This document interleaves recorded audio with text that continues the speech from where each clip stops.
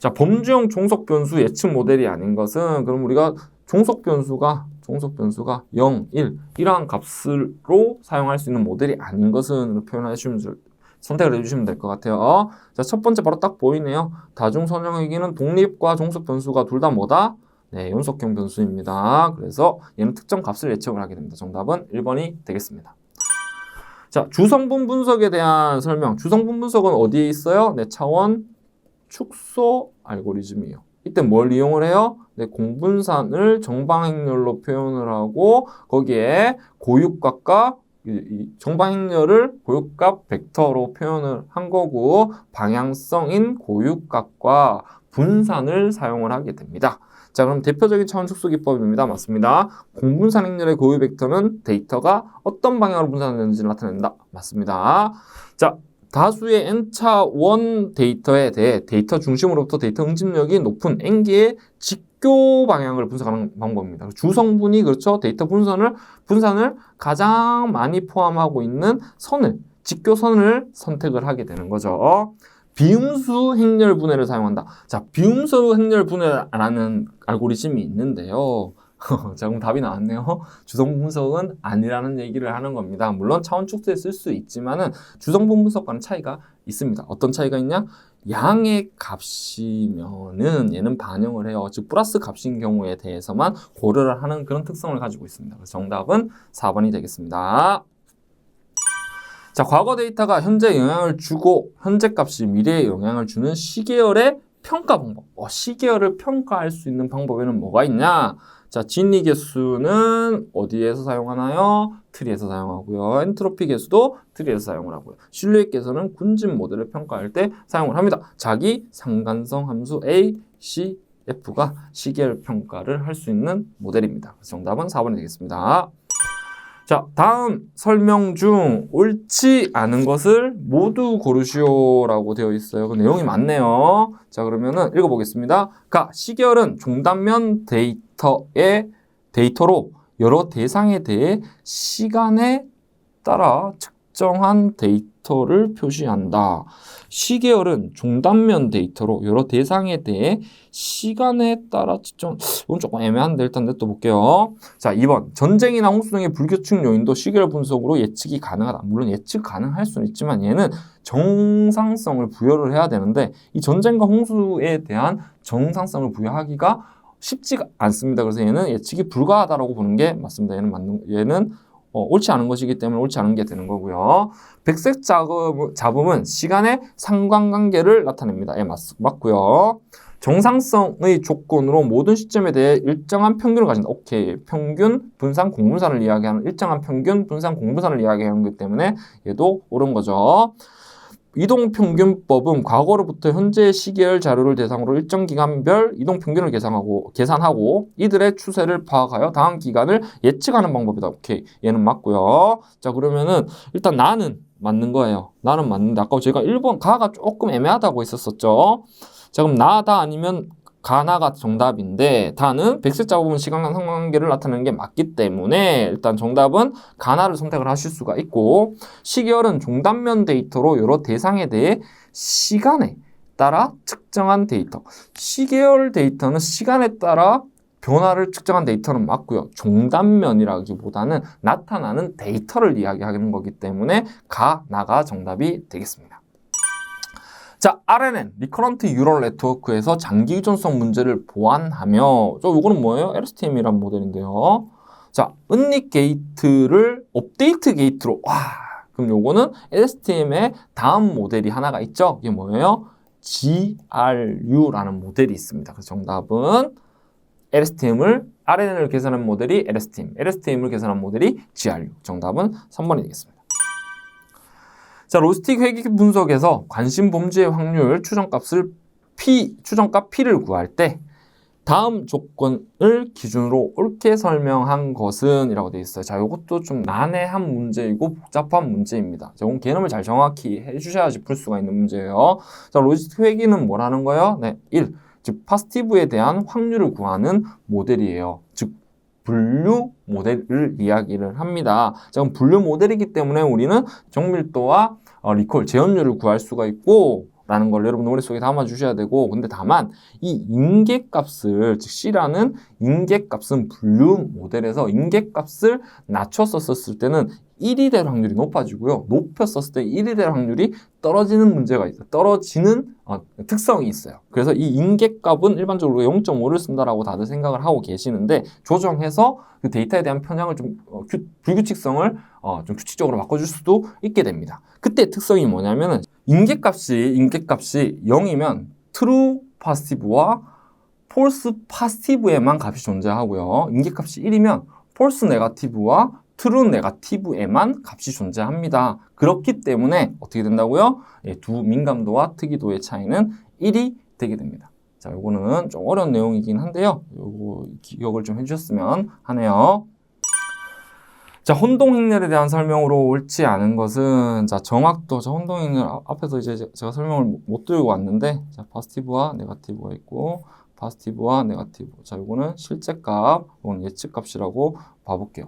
자, 그러면은 여기가 뭔가요? true, positive. 여기가 뭔가요? true, negative가 되는 거죠. 자, 그럼 얘는 false, positive가 되고요. 얘는 false, negative가 되는 거예요. 자, 우리가 정밀도라는 건 뭡니까? 정밀도는 예측한 값이 긍정이었을 때 그걸 맞춘 비율. 지원율은 뭡니까? 여기 요걸 얘기하는 거죠. 실제 값이 positive였을 때 맞춘 비율을 얘기하는 거예요. 그럼 정밀도는 어떻게 구하나요? TP 더하기 FP 분의 TP가 되는 거고요. 정확도는 어떻게 되나요? 정확도는 전체. 여기 TP 더하기 FP, FN 더하기 TM 분의 TP 더하기 TN이 되는 거고요. 자, 그리고 재현율은 어떻게 구한다고 했어요? 재현율은 실제 값을 가지고 구한다고 했죠? TP 더하기 FM 분의 TP가 되게 됩니다. 자, 그럼 틀린 것은 뭐가 되나요? 요건데, F1 스코어는 정밀도와 재현율의 기하 평균이 아니라 조화 평균입니다. 구분해 주셨으면 합니다. 자, 변수 10,000개 중 1,000개를 선별한 후 상관관계 분석으로 검증하고자 한다. 모델 테스트 방법으로 옳은 것은 이라고 했어요. 자, 요것도 좀 이제 논란이 있는 문제예요. 자, 우리가 변수를 먼저 선택할래? 즉, 행에 있는 데이터를 먼저 선택할래? 라고 접근을 하는 건데, 자, 일반적으로 우리가 뭐부터 선택을 합니까? 맞아요. 이 변수를 먼저 선택을 하고, 그죠? 그리고 나서 이 행의 데이터를 분할하게 되죠. 자, 요것만 딱 기준을 가지고 계시면 돼요. 자, 그래서 읽어볼게요. 변수를 선택하고 상관관계 분석하고 검증 후 데이터를 분리한다. 자, 변수를 먼저 선택했고 이 데이터를 트레이닝용, 검정용, 테스트용으로 분할을 하게 됩니다. 정답은 1번이 됩니다. 2번 볼게요. 먼저 여기 있는 행에 있는 데이터를 검증용, 학습용으로 구분해 놓고 변수를 선택을 할까요? 그렇지 않습니다. 그래서 변수를 선택하고 그 선택한 유의미성을 가지고 있는 변수를 선택한 뒤에 데이터를 분할해서 학습을 하고 검증을 하게 됩니다. 정답은 1번입니다. 자, K-폴드 교차 검증에 대한 설명. 자, K-폴드 교차 검증은 우리가 모델 데이터셋의 다양성을 부여해서 모델을 다양하게 검증하고자 하는 방법이에요. 자, 학습 데이터 부족할 때 쓸 수 있는 방법이기도 하고요. 자, 그럼 K3일 때 한번 상황을 한번 들어볼게요. 자, K는 3입니다. 그럼 데이터셋은 몇 개로 분할을 합니까? 3개로 분할을 해놓고 이걸 한 오리지널 데이터를 3개의 데이터셋 형태로 만들겠다는 뜻이에요. 자, 그럼 TT 테스트, TT 테스트, TT 테스트. 자, 트레이닝 데이터 첫 번째 집합과 두 번째 집합과 3개의 집합을 만들고요. 어떻게 됩니까? 한 집합에서의 2개의 영역을 트레이닝, 그리고 하나의 영역을 테스트, 요걸 교차로 사용을 하는 방법이 K-폴드 교차의 검증이 되겠죠. 그럼 데이터셋을 K개로 분할한 건 맞습니다. K-1개의 검증 데이터가 아니라 K-N개라고 표현해야 되나요? K-1개의 학습 데이터를 이용하는 방법이 되겠네요. 그래서 정답은 2번입니다. 자, 아래 보기에 대한 설명으로 옳은 것은, 자, 이것도 제가 서두에 말씀드렸던 것처럼 일단 정답은 LOCV예요. 자, LOCV는 뭐냐면은 얘도 Leave One Out Cross Validation이라는 기법이에요. 자, 그럼 뭐냐면은 이렇게 데이터셋을 여러 개로 집합을 만들어 놓고 K개만큼 만들어 놓고 이 하나를 뭘로 쓰나요? 테스트 데이터로 쓰고 나머지는 학습 데이터로 쓰는 방법이에요. 그렇기 때문에 어떻게 됩니까? 모델의 파라미터에 대한 다양성을 부여할 수 있는 그런 검증 방법이, 장점을 가지고 있는 방법이기도 합니다. 자, 그럼 두 명의 데이터 분석가 A와 B가 있는데 A와 B의 각자의 방식으로 데이터를 분석하기로 했고요. 분석 시 10개의 파라미터를 동일하게 설정하기로 결정을 했다고 합니다. 이때 검증할 수 있는 좋은 방법은 뭐예요? 여러 개의 데이터셋을 많이 만들어낼 수가 있고 그에 따른 테스트 데이터는 소규모로 구성을 하기 때문에 가장 쉽게 쓸 수 있는 방법은 LOCV가 됩니다. 물론 이렇게 쓸 수도 있어요. 쓸 수도 있지만은 요게 변수 파라미터가 지금 많은 상황인 거죠. 그렇기 때문에 LOCV로 구성을 하시면 됩니다. 자, KS 통계량에 대한 설명. 자, 콜모고로프 스미르노프 검증은 무슨 검증? 비모수 검증. 언제 쓸 수 있나요? 하나의 독립 변수에 대한 정규성을 보고자 할 때, 그리고 각 두 개의 변수에 대한 독립성을 검증하고자 할 때 사용하는 비모수 검정 방법입니다. 라고 되어 있어요. 자, 그러면 정답은 읽어볼게요. 서로 다른 두 개의 집단이 동일한 분포를 이루고 있는지를 검증한다. 오케이. 요때 어떻게 하나요? 두 개의 거리를 측정을 하죠. 그때 쓰는 게 누적 분포 함수와 경험적 누적 분포 함수를 이용을 한다. 비교하는 두 개의 집단 사이에 최대 거리를 찾아서 그 통계량을 이용을 한다라는 거가 이제 콜모고로프 스미르노프의 알고리즘의 동작 메커니즘이거든요. 그럼 정답은 3개 다 맞습니다. 그래서 4번이 되겠습니다. 자, 다음 중 적합도 검증에 대한 설명. 자, 적합도는 어떻게 정규분포를 따르고 있는지 그렇지 않은지를 검증하는 방법이죠. 그래서 정규성 검증이 있고 또 카이 제곱 검증 등을 이용을 할 수가 있어요. 자, 그러면 정규분포를 따를 때는 뭐? 정규성 검증. 그렇지 않을 때는 카이 제곱 검증을 이용을 해서 적합도 검증을 한다라는 거예요. 그럼 이때 쓸 수 있는 게 아까 우리 KS가 있었었고, 뭐가 또 있냐면은, 여기에는 안 나와 있는데, 자, 샤피로, 윌크 이런 알고리즘들을 쓸 수가 있게 됩니다. 자, 그러면 보기 볼게요. 옳지 않은 것은 구하는 거죠. 모델 전체의 적합성은 검증 불필요 반드시 해줘야 됩니다. 왜냐하면 정규성을 따르지 않는 데이터를 이용을 했었을 때 모델에 편향이 생길 수도 있고 모델의 결과가 잘못될 수도 있어요. 그런 모델들이 있습니다. 그래서 그런 정규성 검증을 해야 되는 모델들, 회귀분석 같은 경우들이죠. 반드시 해줘야 됩니다. 그래서 정답은 1번이 되겠습니다. 자, 데이터 분할에 대한 설명으로 옳지 않은 것은. 자, 옳지 않은 것은입니다. 자, 그러면은 데이터 분할은 뭘로 합니까? 오리지널 데이터가 있어요. 자, 이걸 크게 두 가지로 나눕니다. 뭘로요? 트레이닝과 테스트. 자, 이 트레이닝 데이터를 또 뭘로 나눠요? 네, 트레이닝 데이터와 검증 데이터로 구분을 합니다. 자, 요걸 우리가 홀드아웃 데이터라고 표현을 해요. 저렇게 하는 방법을 우리는 데이터 분할이라고 하고, 자, 보기 읽어볼게요. 맨 밑에 거부터 봅시다. 학습 데이터, 검증 데이터, 테스트 데이터 나누는 것이 적합하다. 오케이. 학습 데이터로, 맞죠? 트레이닝 데이터로 모델을 학습하는 데 쓰는 거죠. 자, 세 번째. 테스트 데이터로 모델 간 성능을 비교한다. 예, 맞습니다. 테스트 데이터로 모델을 성능하는 목적으로 사용을 하는 거고요. 자, 학습 데이터보다 검증 데이터에서 성능이 좋은 하이퍼 파라미터를 선정을 한다. 맞는 말이에요. 원래, 검증 데이터를 사용하는 용도가 이제 하이퍼 파라미터를 선정하는 거는 맞거든요. 근데 다만 학습 데이터를 이용을 해서 1차적인 하이퍼 파라미터를 선정을 하고 그 값들을 비교하는 용도로 뭘 쓰나요? 검증 데이터에서 하이퍼 파라미터를 비교를 하게 되죠. 그래서 정답은 1번이 틀린 게 됩니다. 상당히 난해한 어려운 문제였던 것 같아요. 이건 단어 의미를 명확하게 인지를 하셔야지만 풀 수 있는 문제였던 것 같습니다. 자, 다음 중 하이퍼 파라미터에 대한 설명으로 옳지 않은 것은, 자, 하이퍼 파라미터는 어떻게 돼요? 좀 모델을 만드는 자의 경험에 의해 가지고 모델에 들어가는 매개 변수, 즉 파라미터들을 우리는 하이퍼 파라미터라고 표현을 합니다. 자, 그럼 파라미터와 하이퍼 파라미터는 학습 전에 정한다. 학습을 하는 과정과 결과를 가지고 정하게 되는데요. 1번부터 좀 그러네요.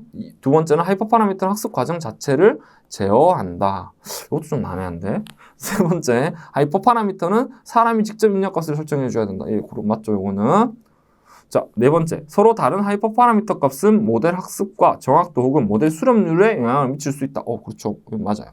자, 그럼 1번 아니면 2번인데, 2번, 하이퍼 파라미터는 학습 과정 자체를 제어한다. 자, 이게 어떤 의미로 해석을 해야 되나? 자, 일단 1번은 하이퍼 파라미터 하이퍼 파라미터 학습 전에 저장한다. 이건 아니에요.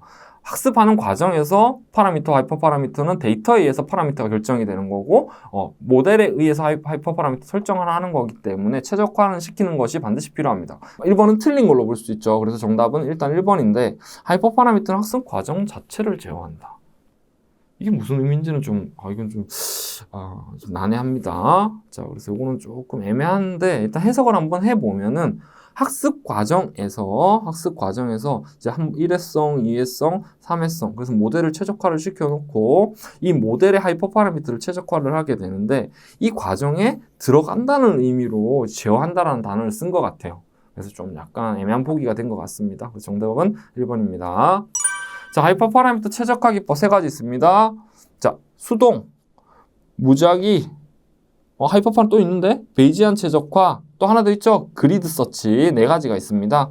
그래서 이 4가지는 수동 탐색은 사용자가 사전에 지시를 가져간다. 그래서 사람이 하나씩 넣어보는 거. 자, 무작위 탐색은 그 구간을 적어놓고 이 중에 랜덤 값으로 하이퍼 파라미터를 선정하는 방법이에요. 그래서 다양한 조합들을 예상치 못한 결과를 통해 얻을 수 있습니다.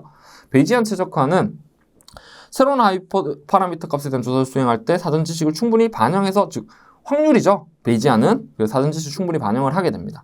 자, 원래 분석가의 경험에 따라 값을 조절하는 게 최적이지만 자동화를 위해 격자 탐색을 수행한다. 자, 자동화를 위해 쓰는 건 아닙니다. 그래서 격자 탐색은 여기에 정해놓은 특정 값들을 하나하나씩 보면서 하나하나씩 무식하게 보는 방법이기 때문에 자동화는 아닙니다. 그래서 정답은 4번이 되겠습니다. 자, 다음 중 파라미터 최적화 기법이 아닌가. 파라미터를 최적화시키는 방법은 뭐예요? 경사하강법. 자, 이 경사하강법의 로컬 미니마이제이션, 전역 최적화를 만들어 가야 되는데 최소 최적화를 만들어 가면서 이제 로컬 미니마이제이션, 전역 최적화가 아니라 부분 최적화, 그 과정에 있는 최적화 값을 찾아가는 문제가 있기 때문에 하나씩 해보는 확률적 경사하강법으로 진화를 했고, 자, 그러고 나서 뭐 모멘텀이라든지 최종적으로 아담이라든지 이런 경사하강법의 파생 방법 모델들로 사용을 하게 되는데, 자, 그 중에 그렇죠, RMS 프롭도 있고요, 아다 델타라는 기법도 있고요, 나담이라는 기법들로도 사용을 할 수가 있는데, 베이지안 옵티마이제이션은 뭐였나요? 하이퍼 파라미터였습니다. 그죠? 그래서 정답은 4번이 되겠습니다. 자, 랜덤 포레스트. 자, 랜덤 포레스트는 변수의 다양성과 그리고 이 데이터에 대한 다양성을 줘서 모델을 다양하게 만드는 앙상블 기법이다라는 거 여러분들 잘 아실 것 같아요. 자, 그럼 옳지 않은 것. 각각의 트리는 그쵸, 랜덤 포레스트이기 때문에 트리를 일사결정 트리를 이용하는 방법이고요. 그래서 각각의 트리는 과적화의 가능성이 있습니다. 다수의 결정 트리의 결과를 통해 최종 결과를 도출하는 방법입니다. 3번, 각각의 결정나무의 배깅, 그쵸, 데이터셋의 배깅을 이용을 했죠. 4번, 전체 데이터셋으로 학습합니다. 자, 그건 아니죠. 아까 보시면 배깅도 이용을 했었었고 변수도 달리 선택을 했었어요. 그래서 정답은 4번이 됩니다. 자, 부스팅에 대한 설명. 자, 부스팅은 어떻게 해요? 모두 분류기를 동일한 걸로 사용을 하고 데이터의 다양성을 조합을 달리해서 D1, D2, D3, 자, 이렇게 해서 이렇게 보팅을 하게 되면 이건 뭐예요? 배깅이죠. 자, 근데 어떻게 됩니까?